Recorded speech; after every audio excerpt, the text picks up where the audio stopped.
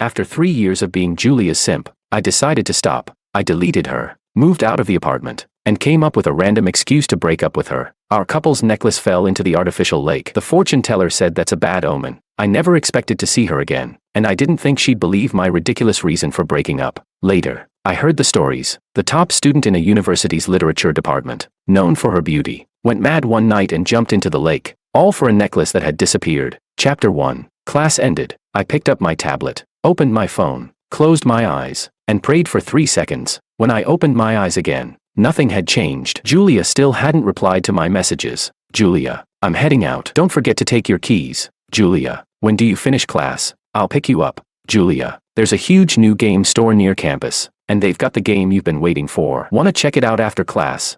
Our conversation was a one-way street, filled only with my messages. I kept telling myself she was just too busy to check her phone, but during the psychology class, the professor mentioned that if someone is important enough to you, you'd run out of the shower mid-shampoo to respond. Chapter 2. I waited for Julia outside the literature department. Once, I went straight to her class to find her, and she got mad. So now I wait at the gate. Finally, as the sun set, I saw her, tall and slender. She stood out in the crowd. Her short skirt caught the last rays of the setting sun, creating a graceful arc. A guy was walking beside her, holding papers and calculating something with her. Julia always had guys around her. Chapter 3. Julia.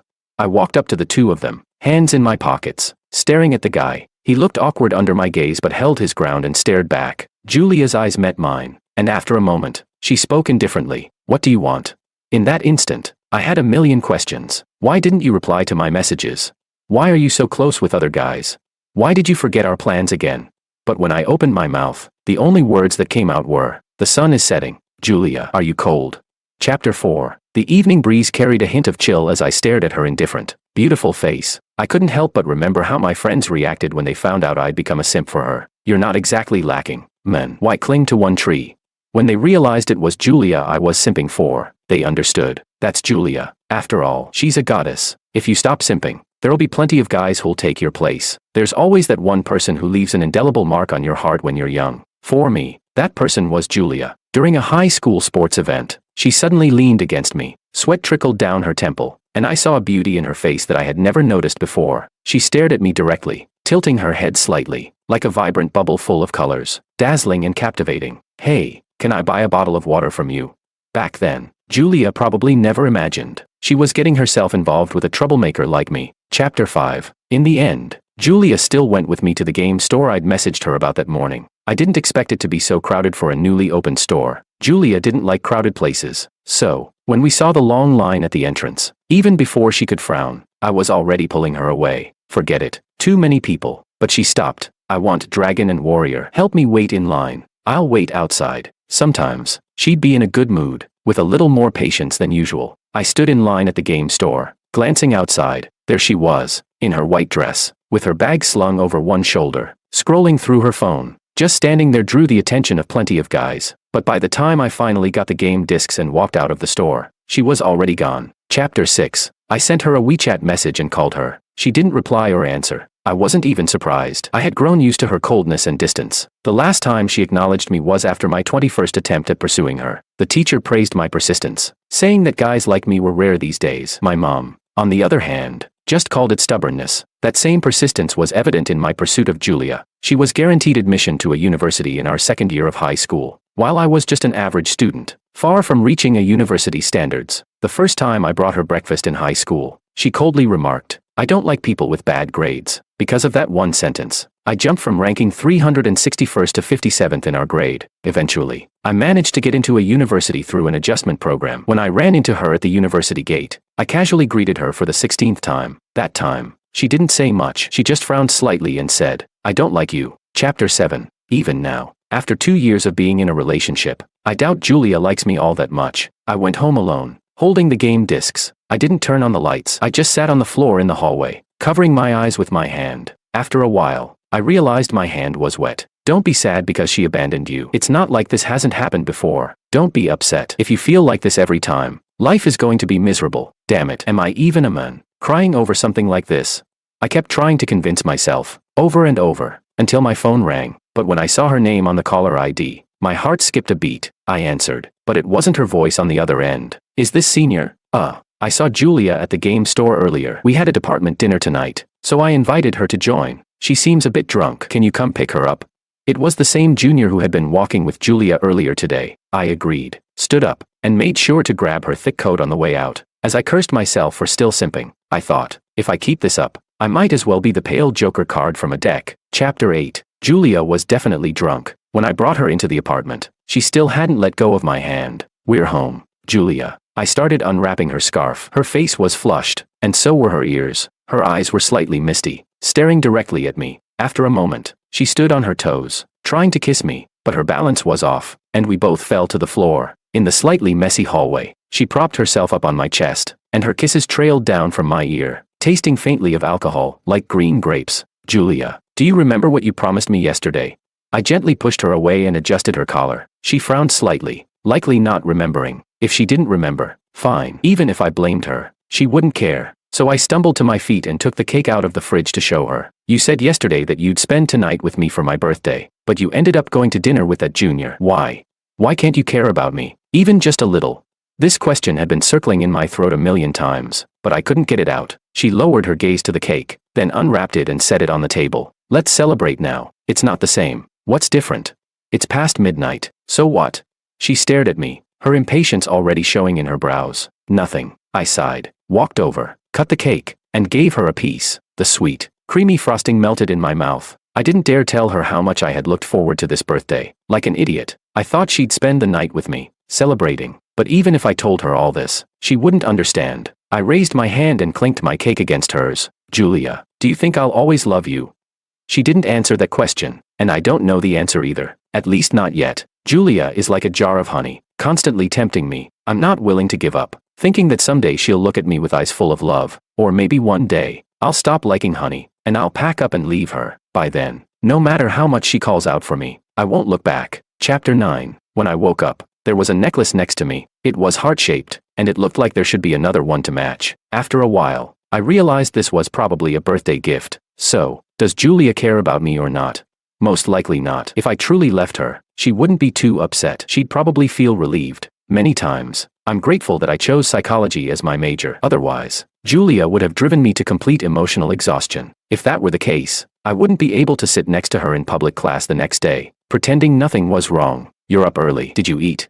I propped my head on my hand, watching her like everything was fine. I did. Her answer was curt. The early morning light brushed her face, and I zoned out for a moment, wondering why I was still so hopelessly attracted to her because of that face. I was a little surprised. Julia didn't usually eat breakfast, which had messed up her stomach over the years. Most of the time, I had to force her to eat breakfast. Senior, I brought breakfast for her. Suddenly, a head popped up on Julia's other side. I raised my eyebrow. It was that junior from yesterday. His tone was cheerful, but there was a hint of showing off, as if he wanted to flaunt some special connection with Julia. But I knew Julia wouldn't be involved with him. Based on what I knew about her, if she truly liked someone, she'd have dumped me and broken up directly. In Julia's eyes, the only thing she ever really cared about was that ancient literature collection I would never understand. The only reason she even got together with me was because of literature. That was the 21st time I'd said something meaningless to her. I would, like usual, bother her occasionally, never expecting much in return. What are you doing? And then, that afternoon, I remember it clearly, there were 4 minutes and 27 seconds left before class ended. She responded, I like you. God knows the impact those 5 words had. In that moment, I prepared for every possible scenario. Maybe she lost a dare, maybe her account got hacked, or maybe she meant to say, I don't like you, and typed it wrong. 5 minutes later, she sent another message. Do you want to be with me? I felt like I had exploded into fireworks. Later, I found out 2 guys in the department had fought over her, ending up in the hospital, and her advisor had approached her. She was annoyed, so she pushed me forward, saying she had a boyfriend. Chapter 10. This public class was an elective, open to students from all grades, so it was a mixed group. After the lesson, the professor assigned a project that required partners to conduct research. Naturally, I assumed I'd partner with Julia, considering I'm her boyfriend, but that junior from yesterday quickly wrote his name alongside Julia's. This is the thing, senior, he said. We're both in the same major, and we've got a project assigned by our professor. This research topic aligns well with that, so it's more convenient for me and her to work together. Maybe you could find someone else. This time, I could hear the smugness in his voice. I looked at Julia. She didn't react, just stared at me, her lips pressed together. It was obvious she agreed with him. I was at a loss for words. This elective was a literature class. I had only signed up because Julia was in it. Most of the students here were from the humanities, and I, being from the science department, barely knew anyone. I watched as everyone found their partners, while I was gradually left out, and I instinctively glanced at Julia for help. But I forgot one thing: why would she ever side with me?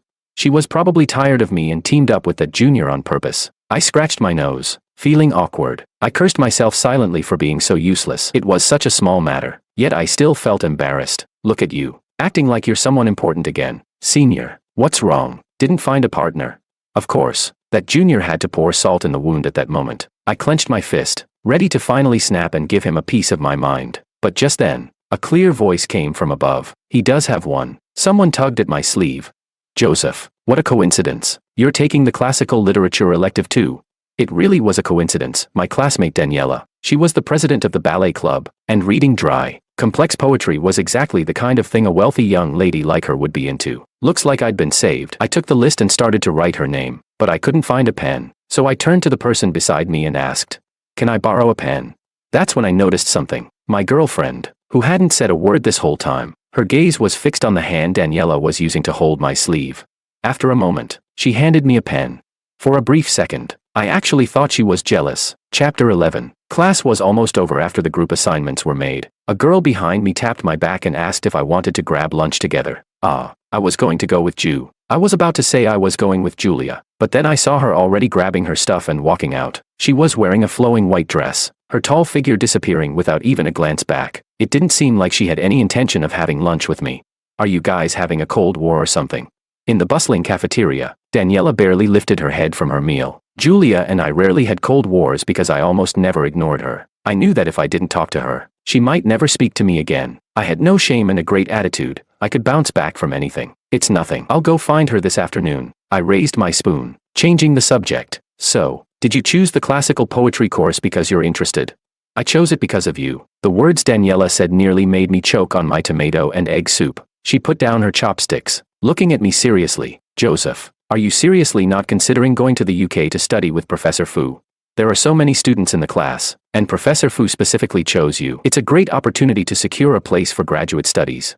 Our criminology professor had always valued me. She had invited me more than once to study with her in the UK. On one hand, she was a top expert in the field, and being her student would guarantee a bright future. But on the other hand, I had never left the country, and agreeing to this would mean I'd have to go far away. It would also mean seeing Julia much less often. Pathetically, I felt that not being able to see Julia was a hurdle I wasn't ready to cross. So I had been stuck, unable to decide. I knew that, with how lovesick I was, people online would roast me endlessly if they knew. And to think I'm a psychology major, then I'll have to endure twice as much scolding. Daniela, I'm really not thinking straight, I sighed, stirring the vegetables on my plate. I'm studying psychology, but my love life is a complete mess. Daniela gave a dramatic, exaggerated sigh. What does it matter? Just a few years ago, one of our department professors was so stressed by students that he developed depression. Chapter 12. I went to Julia's classroom to find her. In the afternoon, I sent her a message. I refused to believe she didn't get that. The Eastern European upheaval and the Soviet Union's collapse in 1991 meant the end of the Cold War. But all she replied with was a question mark. A question mark. I stared at it 1,000 times, hoping she'd say something else, but nothing. When I opened the classroom door, I saw her, and, of course, standing right next to her was that junior, Victor, or whatever his name was. This time, I remembered his name. When he saw me walk in, Victor frowned and blocked my way. What are you doing here? Unrelated people shouldn't enter the classical literature reading room. Of course, I wasn't going to step aside. I'm here to find my girlfriend, Julia. Honestly, I didn't expect her to respond. The thing she ignored the most was me calling her name. But this time, Julia took off her protective gloves, walked over to me, and stood by my side. Let's go. Not only was I stunned, but even Victor was wide-eyed in surprise. Senior, what about the report? The day's over. If you want to work overtime, you can do it yourself. Maybe it was because she had grown up in such a comfortable environment. Julia treated everyone the same, calm, indifferent, and never warm. I followed her out of the lab, feeling a ripple in my heart, despite myself. Chapter 13. It's rare for Julia and me to spend an entire evening together. She's usually busy studying newly borrowed literature, and sometimes she'd come home to eat the dinner I'd cooked. Sometimes not, but today was different. She actually took me grocery shopping with her. I already knew what she liked to eat. As I was picking out potatoes, I noticed the girl standing by the freezer, leaning against the shopping cart. She was watching me. Her beauty was the kind that strikes you immediately, leaving a lasting impression. Once you've had a taste, you can't forget it. The pale light behind her made her look even more serene as she quietly watched me, lost in thought. I had no idea what she was thinking. But after we got home, I figured out what was on her mind. The room was dark. I was about to put the groceries down and turn on the lights when she suddenly grabbed me by the neck and kissed me. And once again, we ended up on the hallway floor. Just like before. Maybe we really should clean up the shoes in the hallway. But at least I managed to raise my hand to protect her head. Doing things like this was like a pastime for us. Like any couple, when it came to showing love, I was probably far more intense than she was. She usually didn't respond much to my affection, but in moments like this, her responses were always more noticeable. Moonlight softly lit up her face. I realized she was looking down at me, but I couldn't read the emotions in her eyes. Nor did I understand how she saw me. I just felt that as long as I kept her tied to me, she'd be mine. As for the bitterness and embarrassment, that was something I had to deal with. I would absorb it all. If I hit a wall, I'd turn back, and if one day I couldn't bear it anymore, I'd leave. By the time we were done, I didn't have the energy to cook, so Julia ended up making dinner. It was rare for me to eat her cooking. Honestly, it tasted pretty good. You should cook from now on. I nodded in approval. After her shower, she returned to her usual indifferent self, barely acknowledging me with a faint response. Chapter 14. That day, my professor specifically called me into her office. Elise Fu, the youngest professor of criminology at a university, had countless students vying to study under her. No one would think there'd be an idiot who would give up the chance to study abroad with her. I was that idiot. Joseph, if you have any requests, just let me know. I'll do everything I can to accommodate you. All your evaluations are A+, so you should know I think very highly of you. My team is leaving for the UK soon, and we can still handle the paperwork. This is your last chance. The woman, dressed in a smoky blue cheapao, leaned against her desk. After a while, she frowned. I heard from Daniela that you're hesitating because of relationship issues. Daniela really talks about everything, but it was clear that this expert on studying murderers wasn't exactly adept at understanding why young couples argue. Just as I was about to explain, someone barged into the office. How many times have I told you not to be so reckless? Elise frowned as she looked at the out-of-breath Daniela, who had just stumbled in. Professor, Joseph, look at this post. It's already gone viral, spreading all over the school. There was a confession wall at our university. Despite its name, students used it to air grievances, or even engage in arguments. In short, it was the perfect place for gossip, but I never thought I'd see my own name on it. I lost my pen in the Mingda building lab yesterday afternoon. That pen was a gift to my grandfather from a famous physicist, and my grandfather passed it down to me. Not only is it valuable, but it also holds great sentimental value. The security cameras in the Mingda building were down, but the entrance logs to the literature reading room show that during the time it went missing, only my senior and one other person, a psychology major named Joseph from the sociology department, were present. So, Joseph, if you see this, please return my pen. The post even had a picture of me from my student ID. The confession wall was seen by thousands of students every day, and a story like this, naming names, spread quickly across all the grades. Ah, I know Joseph. He's from our department. Really? What's he like? He's smart and capable, kind of good-looking. I didn't expect him to be like this. Yeah, why would a top student resort to something so sneaky? No way. Isn't this guy a total clown? I heard he got together with that campus beauty from the literature department, probably from Simping. Hey, we can't judge based on one person's side of the story, right? Talking behind someone's back isn't cool. Blame him. If he didn't do this, there wouldn't be rumors. For a moment, I felt so angry that blood rushed to my head. What kind of nonsense was this pen?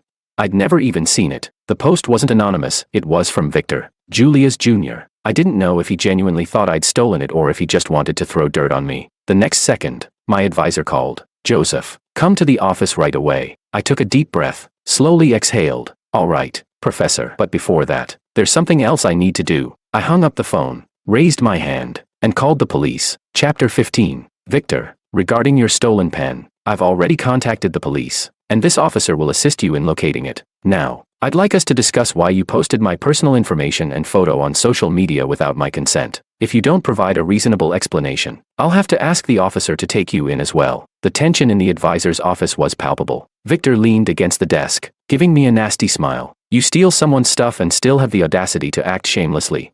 You think I don't have solid evidence?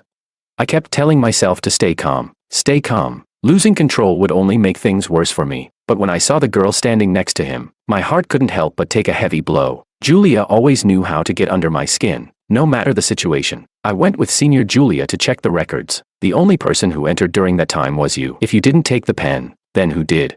I couldn't even hear the rest of what she said. All that stuck with me was that one sentence. I went with Senior Julia to check the records. So, she had been with him the entire time. Did she also think I took the pen? I stared at Julia standing behind the crowd. She always carried herself with that detached, above-it-all demeanor, as if no one could ever pull her down from her pedestal. She looked at everything, me included, with a lofty, distant gaze. The police took over the investigation, and the post on the confession wall was removed. On the way back, Julia walked ahead with her hands in her pockets. I couldn't help myself and caught up with her. What are you thinking? She stopped in her tracks and frowned at me. What do you mean? Do you also think I took his pen? She looked up at me, her gaze unreadable. After a moment, she turned and kept walking. It has nothing to do with me. The professor assigned a task, and he's been distracted. I just want him to finish what he's supposed to do. I hurried to catch up, grabbing her wrist. My voice trembled, betraying my emotions. Can't you stand by me just once, Julia? Believe in me, even if it's just this one time. Again, I was begging. I always craved her approval, always hoping that this time, she'd finally be moved, even if just a little, but she never was. If you have a clear conscience, there's nothing to be afraid of. Why should I believe you? Does my belief really matter that much to you? She frowned again, a sure sign of her growing impatience. I bit my tongue. What a fool you are, Joseph. I let go of her hand. Yes, it does. I wasn't sure if she heard me as she walked away. Chapter 16. The ending of this whole situation was dramatic. In the end, the police found the pen wedged in the gap of a desk in the literature reading room. I thought this would clear my name, and at the very least, I'd get an apology from him. But after he was brought to the police station for a warning, the next time I saw him, he just sneered at me. Who knows if you didn't sneak in last night and put the pen back yourself? That one comment. As soon as the police left, I fought him. We both ended up in the school hospital. Impulsiveness is dangerous, but I wasn't about to be a pushover either. Daniela said I handled it poorly, that I should have recorded everything and filed a complaint for harassment. But now that we'd fought, it wasn't just his fault anymore. At least I got in a good punch, knocked his tooth loose, even though I ended up with a cut on my face, but at least he winced in pain. Later, it was Julia who came to the hospital to pick me up. I don't know why, but the moment I saw her, my heart started aching. I just liked her, and seeing her made my heart soften. What could I do? I threw my arms around her. She froze for a second and then asked, "What are you doing?" Her tone was cold. She didn't understand, and she didn't need to. I was used to it. I ruffled her hair, trying to take her hand, and said, "Let's go." She looked at me. "I'm not here for you." Huh? My cheek still stung from the fight. Then I saw her stand up and walk over to the guy sitting 10 seats away from me, the guy who had made me scrape my face in the fight. "When you're ready, come with me. We still have an experiment to finish, and the professor said the deadline is approaching." I didn't bother to look at his expression. I figured it would have a hint of smugness, maybe a bit of gloating. All I felt was a dull, throbbing pain in my chest, like being stung by a wasp. The wound on my face hurt too. I pressed my hand against my chest and told myself, just a little more pain, and soon, it won't hurt anymore. Chapter 17. Julia arrived home around 9 p.m. "Did you finish the experiment before the deadline?" I sat on the couch, looking up at her. She responded with a faint as she changed her shoes in the entryway and walked in. She stopped briefly as she passed by me. "You guys fought today. Does your wound still hurt?" Her tone was casual, indifferent. I shook my head and continued speaking. "Are you hungry? Want me to make you some late-night food?" She declined and went straight into the bedroom. I nodded to myself. It really did feel like just another ordinary night. I looked down at my phone, staring at the last message from my professor. "Joseph, I'm glad you finally decided to join us for the study trip to the UK. We're short on time. The tickets are booked. Pack your bags tonight. We leave tomorrow morning." Chapter 18. Back in high school, Julia and I watched a movie together. It was called The Legend of 1900. There was a line in the movie I didn't quite understand back then. It described a painting hanging on a wall that one day just fell down without any warning. The pianist who had spent his life on a ship, one day, also wanted to leave without warning. At the time, I wondered how a person could make such a decision with no warning at all, until that morning at 6 a.m., when I packed my bags, left the keys at the door, and walked away from Julia without any warning. On my way past the artificial lake at school, I pulled off the necklace she'd given me that day and threw it into the water. Then, I sent her a message. Our couple's necklace fell into the lake. The fortune teller said that's a bad omen. So, Julia, let's break up. Chapter 19. German winters are freezing. I stood by the window, watching the snow slowly settle into the pine trees. Daniela came up beside me and handed me a cup of coffee. "How's it going?" I asked her. "It's not looking good." She took a small sip of her coffee, looking down. "This is an international academic conference. Everyone here is a renowned ancient text scholar, and now we've got a murder on our hands. And the method was so gruesome. No wonder they called us in. This was my 5th year away from a university, following Elise. Being under the guidance of a top expert, I'd learned a lot, but the cases we dealt with were also extremely difficult. I'd gone from rushing out of a crime scene to throw up in a trash can, to calmly sitting next to a corpse, sharing a steamed bun with Daniela. During investigations, profiling criminals, studying their psychology, and assessing their likelihood of reoffending all played a crucial role. That's why top universities were often called in to assist with major international cases. This time, we were investigating a murder that had taken place at an academic conference. It was a particularly challenging case. The suspect had brutally beheaded the victim and placed the head on a dinner plate. Revenge or a potential serial killer wasn't ruled out. Everyone at the conference was a suspect, so the police had secured the scene. You two, stop chatting outside. Joseph, your foreign language skills are good. Go talk to the scientists at the crime scene again. Daniela, come with me. Elise pushed open the door, and even her usually calm and stunning face showed signs of frustration. It was clear this case was truly difficult. Got it,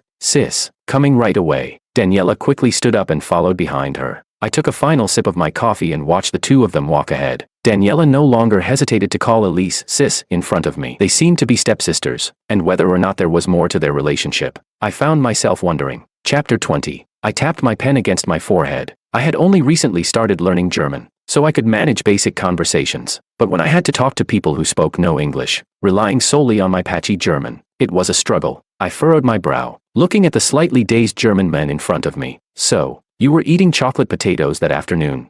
He said he saw the head on his plate and threw up all night. Suddenly, a soft voice cut in. It's rare to hear Mandarin in a foreign country, but what made me freeze wasn't just the familiarity of the language. It was the voice. Today was unbelievable. I'd just heard someone who sounded exactly like my ex-girlfriend. I looked up, and the moment I met her gaze, I froze completely. I never thought I'd run into Julia again. Seriously, I'd crossed the Atlantic. The world is so big. Surely, I could run for a lifetime and never see her again. Yet here she was, standing right in front of me, still in that white dress, tall and striking. Her face was as stunning as ever, and her expression was still infuriatingly indifferent. My eyes fell on the name tag hanging from her neck. Oh, so she's here as an invited ancient text scholar. I don't even know why I turned and ran the next second. I must have looked like a criminal on the run, but I didn't want to see her. From the moment I left her 5 years ago, I didn't want to see her again. Couldn't she just let me be?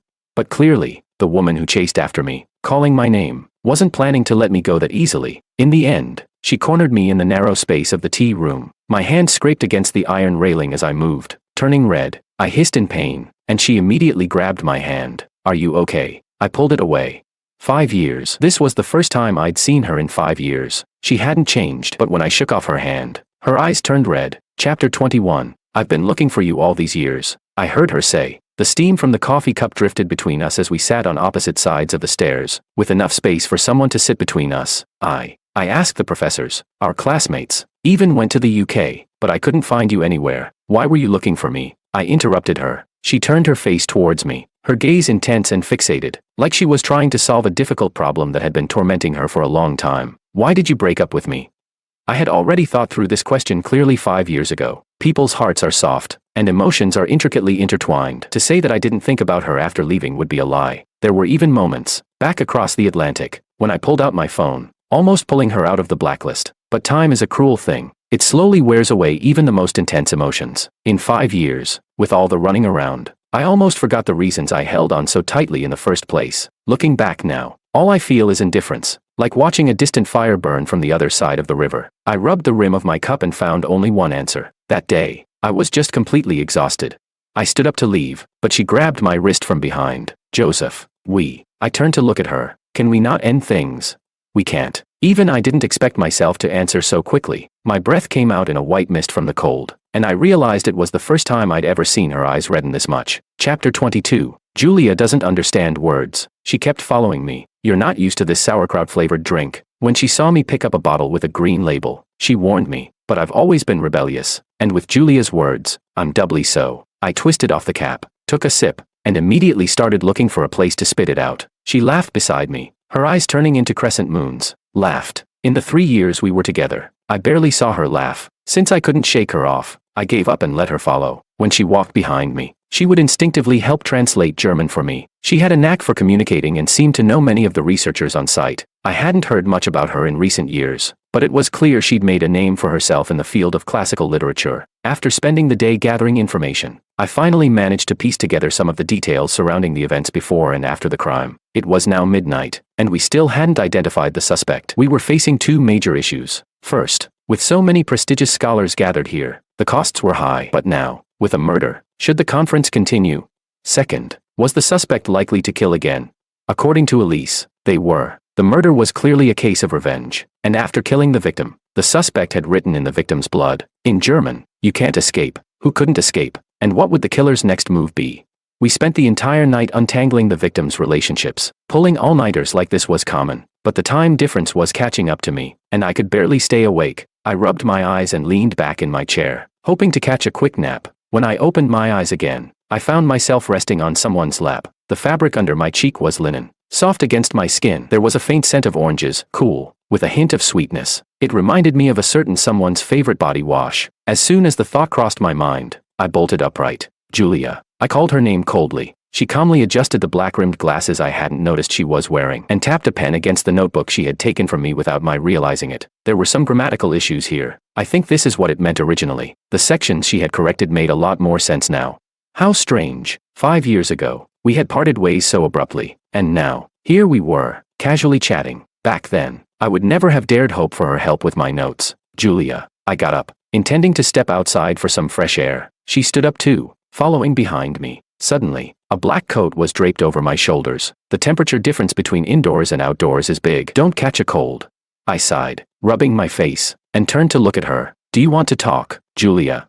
Chapter 23. The snow had stopped, but it seemed even colder outside. I stared at her thin shirt, yet I no longer felt the same concern for her, worrying that she might freeze. Whether she froze to death in this cold had nothing to do with me. The Zeigarnik effect. People often can't forget things that were interrupted or left unfinished. Breaking up with me is the same. Julia, you're just unwilling to accept it. You're bothered because I was the one who ended things. You're struggling to cope with a relationship that was abruptly cut off. But that's a normal psychological phenomenon, and I'm explaining it to you now. You don't love me or like me. It's just that your unwillingness to accept it is at play here. You lost the caretaker who was always looking after you, and now you feel like you can't adjust. That's all. But you don't need to be upset. So many years have passed, and there are plenty of people out there who are better for you than I ever was. Plenty of people who like you, right? So, do you understand now? We're over. Completely. Don't look for me again. Don't follow me anymore. Okay, I know. Suddenly, she hugged me. She was cold, just as I had expected. The melted snow had soaked into her sleeves. I couldn't see her face, but I could feel her trembling. No, I don't dislike you. I don't not love you. All these years, I've thought about it over and over again. It's not that I can't accept it. It's just that. She stopped, and after a long pause, her voice faded into the wind and snow. But in that instant, I could hear her breathing, shallow, choked. It was as if she had prepared for this moment for a long time, or maybe it had just ambushed her. I'm sorry. I pushed her, but she wouldn't let go. That's enough. You've apologized, Julia. If you keep pestering me, I'll call the police. Chapter 24. I always thought I was shameless, but I never expected that one day, I'd think Julia was the shameless one. In the breakfast room, I looked up at the woman sitting across from me. Do you not understand what I'm saying? She coughed a few times, half her face hidden in her jacket. Her eyes were dark, with bags under them from sleepless nights. I can be your translator. It was a tempting offer, objectively reasonable. Yesterday, thanks to her help, my efficiency had indeed improved. I couldn't find any drawbacks. I took her with me as I questioned the attendees again. The police had already interrogated these people countless times, but because I had Julia with me, they were more patient. During the investigation, she kept coughing beside me. It wasn't surprising, considering the heavy snow yesterday. She had been wearing the thin shirt and had even given me her coat. Of course she'd catch a cold, but now, I had no right to care about her. I was no longer the Joseph who would rush out in the middle of the night to buy her cold medicine in the rain when she had a fever. At most, I could remind her to drink more hot water. We've questioned the relevant people inside and out, over and over. Everyone connected to the victim has been isolated. At the bar, Daniela was rubbing her head, which was already a mess from all the thinking. If it was a revenge killing, then we should be in the clear, right? Then she looked up and saw Julia standing next to me. Well, if it isn't the renowned classical literature scholar, Julia. Honestly, I should thank you. If it weren't for you breaking his heart 4 years ago, Joseph might not have come. You can glare at me all you want. I bet you're already plotting how to kill me. Huh? Well, let me remind you, we live in a society with laws now. I ignored her rambling. Something about this case felt off, but then again, none of the cases we handled were ever straightforward. You can't escape. From the suspect's message, it seemed like a revenge killing. Everyone connected to the victim was under protection now. Logically, I shouldn't feel this uneasy, unless My train of thought was interrupted when Elise came striding over. I had never seen her this rattled before. Evacuate now. What? Daniela looked just as shocked. And then, the ground shook with a loud explosion. Unless everyone here was connected to the victim, the suspect wasn't just after one person. They wanted to take down the entire classical literature community. Chapter 25. 8 C4 bombs were planted in 4 different locations throughout this building. There's no way to evacuate so many people quickly. When I realized this, I quietly arranged for a group of core scholars to be relocated in advance. As we descended the escape route, Elise explained briefly while walking down the stairs. Then she suddenly turned around and saw Julia. What are you doing here? It seemed Julia was supposed to be on the core scholars list. Elise continued. The attackers are members of an extremist religious group. They claim that the Babylonian stone tablet you decoded last week contains information that will destroy the world. I suspect there's a mole. Both the placement of the bombs and their quick discovery of our evacuation suggest inside help. The first bomb has already exploded. Before she could finish speaking, the stairwell we were in began to shake. A massive crack appeared between us and Daniela and Elise, who were ahead of us. Daniela grabbed onto a sturdy metal beam and held onto Elise. Elise reached out her hand to me. In situations like this, it was almost second nature for the 3 of us to work together. After all, we had been in and out of emergency rooms countless times over the years. I reached out to grab her hand, and just as our fingers were about to touch, the ground beneath my feet gave way. My heart nearly jumped into my throat, but the next second, I was caught by someone's firm grip. Julia's hand was trembling. After all, she was a scholar who spent her days poring over ancient texts. How could she possibly have the strength to pull someone up in an instant?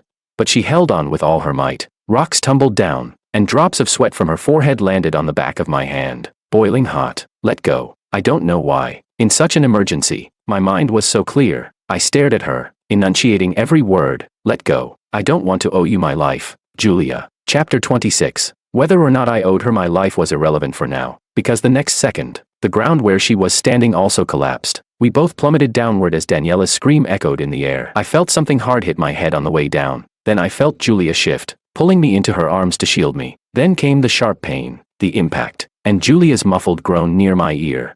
When I regained consciousness, I was in complete darkness. I could hear Julia's sharp breaths, which meant she was still alive, but it didn't sound good. I reached down, feeling sticky liquid beneath me. She was slumped beside me. First aid knowledge is essential for us, so I ripped off part of my shirt in the dark and tried to locate her wound. When I pressed down on a certain area, she groaned but kept holding it in. Julia. It helps to scream when you're in pain. It can relieve some of the tension. But she didn't respond. Her choked, shallow gasps told me exactly how much it hurt. I let her be. I began to treat her wound as best I could, but it was too dark, and there were stones everywhere. The blood wouldn't stop. It just kept flowing out. Just when I thought she might pass out from the pain, her hand found mine, her fingers searching before she laced them through mine, interlocking. Her blood-slicked hand was slippery, and when I tried to pull away, I couldn't. The day you left, I thought you'd come back. Amidst the dust and debris, her voice sounded faint, fragile, as if I barely recognized it. So I waited, but you never came. They told me you were gone, that you went to the UK. I thought, how many hours does it take to fly from the UK? How are you going to come back to see me?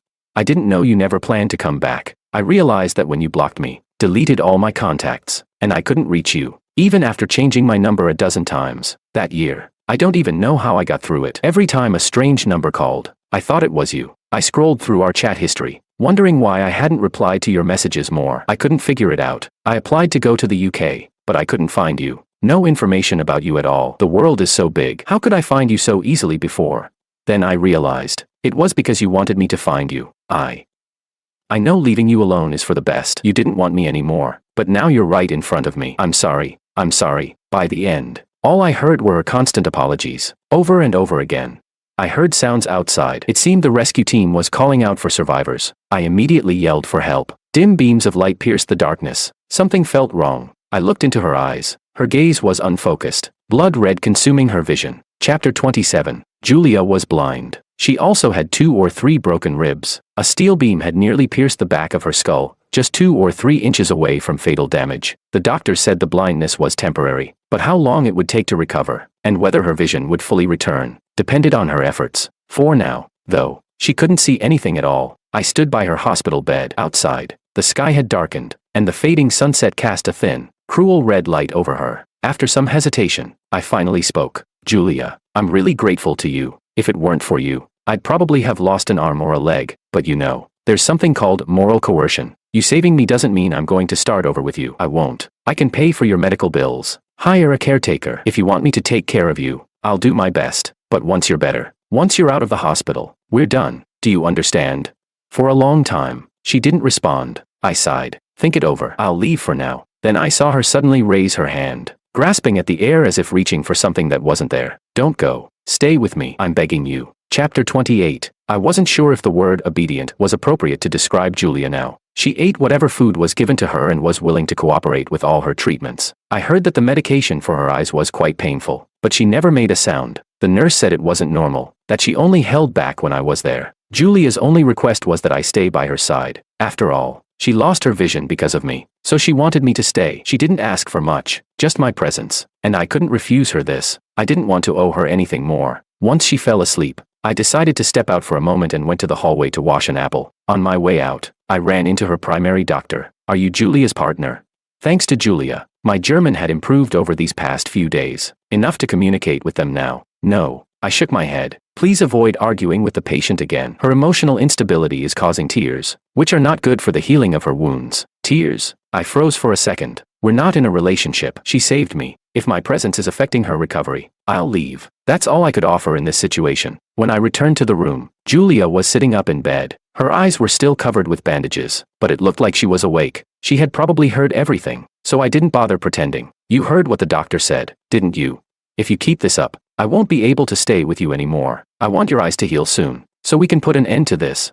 After a long pause, she whimpered softly and shook her head. In a voice so fragile it seemed like it could break with the wind, she said, I won't cry. Don't go. I stood there, watching her. She looked like a little rabbit that had been cruelly abandoned, and because of her owner's command, she wasn't allowed to cry. Chapter 29. I decided not to stay with Julia for now. Elise and the team were short on staff, so it was a good time for me to step away. When I arrived at Elise's office, a vase narrowly missed my foot as it crashed to the floor, shattered. I shrugged. This wasn't the first time I had seen this kind of scene. Every now and then, those two needed a blowout like this. I'm your sister. Elise's voice came through the door, barely keeping her anger in check. So what? Wasn't a sister born to serve her younger sibling? Then there was a thud. It seemed the vase had hit its mark this time. Daniela emerged from the office, clutching her head, with a streak of blood running down one side of her face. I hesitated, not daring to enter, but Daniela, despite holding her forehead, still had the energy to grin. Hey, Joseph, don't go in now. My sister's furious, considering the blood on her head. I could tell. She sat beside me, casually tending to her wound. How's it going with Julia? The way she looked at me that day, I swear she wanted me dead. With the way things are between us, you can't just let her off the hook that easily. I sighed. Julia had always been a thorn in my side, whether 4 years ago or now. A knot I couldn't untangle. I don't know. I'd rather keep my distance, if I can. I tilted my head back, lost in thought, until my phone buzzed in my pocket. A message that demanded my attention. I answered. It was the hospital. Mr. Joseph, could you come back, please? The patient is very upset without you. Please help calm her down. Chapter 30. So when I saw Julia again, her collar was disheveled. The 4-needle had come loose. Her eyes were blind, and she was being guided by someone while calling out my name. Joseph, where's Joseph? I want to see Joseph. Joseph, what are you shouting about? I stood there and spoke to her, and she abruptly stopped. She raised her hand to straighten her collar, then her hair. How does this girl still care about her appearance? I'm here. I stood still, watching her stumble toward me. She finally reached me and burrowed into my arms. Her body now smelled of disinfectant and faintly of blood. Julia, do you really think this is how you're going to get me to forgive you? I stood there, stiff as a board. 4 years. I told myself that I just needed to feel the pain once, to yell at her once, but it still hurt, like someone was squeezing my heart, my whole body aching. Isn't it too late to turn back now? In the silence of the night, I asked her, but she just kept trembling, clinging to me, shaking. I couldn't tell if it was blood or something else seeping through the bandages, dripping down. I thought to myself, all of the doctor's instructions were in vain. Chapter 31. That night felt like a storm had hit. Afterward, Julia seemed to pull herself together. I couldn't quite describe the change. It was subtle, like the storm clouds around her had begun to clear, letting in a bit of light. It was good news because the doctor said her recovery had sped up. The faster she recovered, the sooner I could leave. I did everything I could to help her get better. I never imagined I'd learn a skill like feeding a blind person. Most of the time, we were silent. She wasn't one for talking, and I didn't enjoy talking to her. The day her bandages were removed from her eyes was also the day I left. She told the doctor she could see again. The doctor said that was great. I stood by her bedside and said, my visa's about to expire. I need to go. She sat there for a long time, stunned. Then, in a soft voice, she asked me, When are you leaving? This afternoon. Please don't leave without saying goodbye again. I'm telling you now, aren't I? Another silence fell. I watched her hands. She was gripping the bedsheet tightly, then releasing it, over and over again. Then she smiled and asked, "Will I ever see you again? Are we in a relationship where we need to see each other?" I cut her off. Honestly, this kind of phrasing was something Julia often used on me. "Joseph, do you really need me to stay with you? Joseph, can't you even handle something this simple? Joseph, does this really need to be made into such a big deal?" Now, I could say it back to her without hesitation. I didn't know whether I should thank Julia for that. She listened to me, then fell into a daze. She'd been spacing out a lot these past few days. What was going through her head was something I'd never understand. I turned to leave, and she called out to me from behind, "Can you leave me a way to contact you?" I didn't answer and closed the door behind me. I remembered the time when I sent her friend requests on WeChat. Over 10 of them. She probably never imagined that one day she'd want to add back the boy she had rejected more than 10 times. Chapter 32. I flew back to the UK alone. It was a small plane, and the flight was bumpy. I rested my chin on my hand, staring at the drifting clouds outside. It felt like the past month had been a chaotic dream. Seeing Julia again, it was impossible for my heart not to react. After all, she was someone I had once loved deeply in my youth. It felt like ripping open a wound that had finally started to heal. Anger, loneliness, sadness, they brewed like storm clouds, but unlike before, I couldn't cry as easily. I just endured it, letting it pass. I told myself that with her in Germany and me in the UK, 1,000 kilometers apart, there would never be a second meeting in this lifetime. But 3 months after I returned to the UK, a new neighbor moved in. Her name was Julia. Chapter 33. Quite a coincidence, isn't it? Your university invited me to give a lecture. I didn't expect the apartment I rented to be so close to yours. A bouquet of bluebells was held out in front of me. Fresh flowers. I took them and tossed them straight into the trash can on my left. I walked past her, got into my car, and drove to work. For the next few days, that's how it was between us. When I left for work, I saw her. When I came home, I saw her. Whether I left at 5, 7, or 9 a.m., whether it was raining or windy, I always saw the same woman, dressed in elegant skirts, looking beautiful. Sometimes she brought flowers, sometimes food, and every single time, I threw it in the trash. It was like a contest of wills between us, until one day, I couldn't take it anymore. I was worried someone would report me for extreme waste. "Julia, haven't you had enough?" I stood at my front door, hands in my pockets, staring at her. She held up a bag of dumplings. "I tried these. The flavor is authentic. You've been working on case files all day without eating. Remember to have a meal."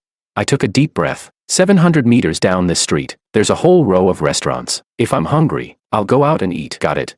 She stood there, frozen, holding the bag of dumplings, not knowing whether to raise or lower her hand. I knew the place she got those dumplings from. It was a well-known shop, pretty far from here, and you had to wait at least an hour in line. But so what? Even if you care for me, even if you look after me, I don't want to go back to what we were. I unlocked the door and slammed it shut behind me. And by the way, you're really annoying right now. I had been planning to ask the landlord to find me another place to stay, but after that day, Julia stopped bothering me. Sometimes there would still be a bouquet of flowers at my door. When I coughed during lectures at school, there would be medicine left on the stairs outside, but I never saw her again. I guess she finally realized how much of a nuisance she had become. Chapter 34. Julia's field is completely different from mine, so we rarely see each other on campus. That's fine with me. It means I don't have to stress about avoiding her. Still, from time to time, I hear her name in passing conversations with classmates. It's normal. Julia grew up being noticed. Geniuses naturally attract attention, especially those who are almost perfect in every aspect. Even their slight flaws in personality become what people call the allure of the unattainable. This year, Elise unexpectedly took on a new student. She's never been interested in amassing a large number of disciples, and in recent years, very few have caught her eye. Just when I wondered if another prodigy had emerged out of nowhere, she took a small sip from her teacup and said, "They've got connections. Someone pulled strings. You take care of them." In other words, this mess is now yours. Don't come to me with it. Honestly, this mess wasn't unwelcome. If I wanted to get promoted to associate professor, I needed this last push. But when I saw who my new mentee was, I felt awful. Victor. First Julia, now Victor. It seemed like all the bad karma from the past had come back to haunt me, making me wonder if this was my unlucky year. Chapter 35. Switching from classical literature to psychology. It's hard not to think that maybe he just couldn't keep up with classical literature. I didn't expect that Victor would now be a minor internet celebrity back in our country. He gained a following thanks to his good looks and his background in the literature department at a university. He created an image for himself as someone inspirational, intelligent, well-educated, and willing to share his daily life with his followers. In his videos, he's confident, cheerful, and approachable. After completing his psychology courses at a university, he decided to switch fields and continue his studies in psychology in the UK. I heard that he shares his daily life, with hundreds of thousands of people watching every day. I even accidentally appeared in one of his videos, becoming his evil senior. Here's what happened,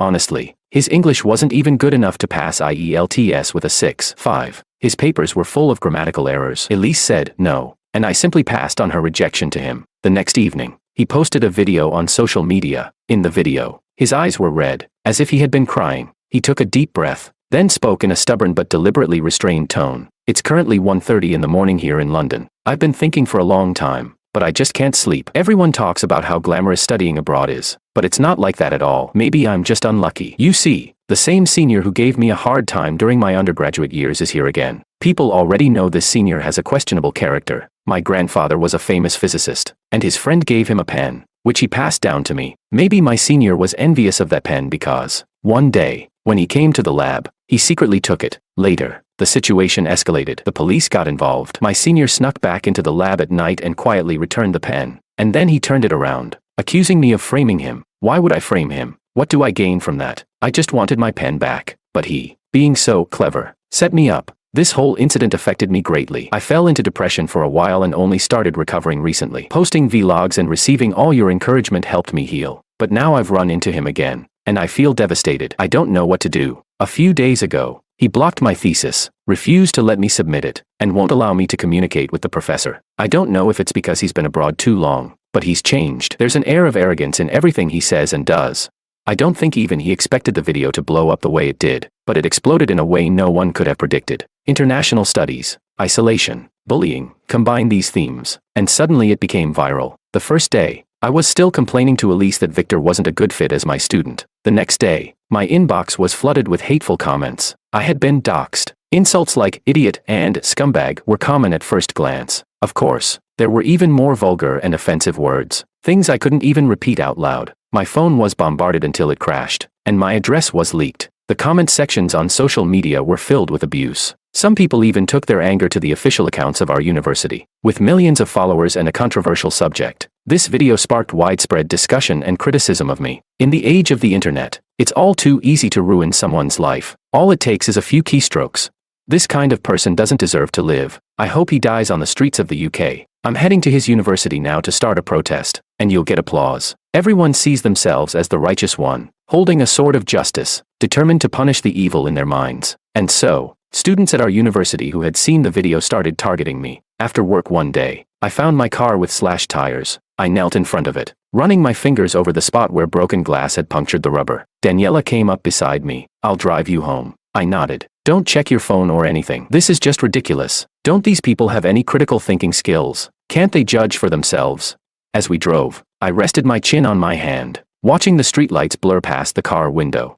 When we got to my building, I saw someone I hadn't seen in a long time, Julia. When she saw me get out of the car, she rushed over, hesitating, as if wanting to reach out and hold my hand. But she stopped abruptly. She just stood there and watched as I went inside. After my shower that night, I looked out from upstairs. The girl was still standing under the streetlight. The shadows of the trees danced in the breeze, but she stood there like a lone pine, swaying. I had no idea how much longer she planned to stay. Chapter 36. The next day, Julia got into an argument with one of her students. It started when the student couldn't answer a question during class. Julia asked the student what was going on and happened to glimpse an email the student was preparing to send to me, filled with vile and insulting words. Julia slapped the student across the face, which led to them both ending up at the campus hospital. It was late afternoon by the time I arrived. Julia wasn't physically hurt, but the doctor said her old injuries from Germany had flared up again. I sat beside her, looking up. I stared at the glaringly bright ceiling lights. I didn't look at her, but I asked softly, "Julia, does the truth matter?"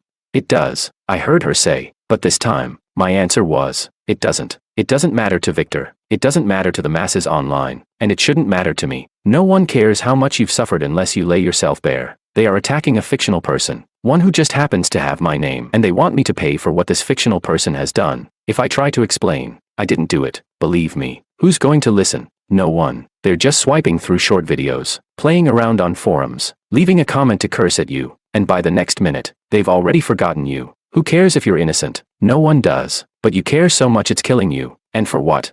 I once worked on a case where a girl was cyberbullied for years. To prove her innocence, she took her own life. What did she get in return? A year later, people still believed she did what they accused her of. That's the world we live in now, where the internet has evolved. Short videos dominate, and people can easily take someone's life with an invisible knife. But you know what's even crueler? The people who wield that knife never feel like they were holding it in the first place. I don't know why I said all that to her that day. Someone like me should have let it go long ago. But maybe it's because she's Julia. Ah, she's Julia. Her hand had an 4 drip connected. I stood up. So why should I care? Adler's psychology once said that life is about separating your own tasks from the tasks of others. But then I heard her say from where she sat, no, it does matter. It matters a lot. Suddenly, it felt like time had looped back. I was standing in that same moment from 4 years ago. I was holding onto her wrist, and she furrowed her brow and asked me, why do you always want me to believe in you? Does my belief really matter that much?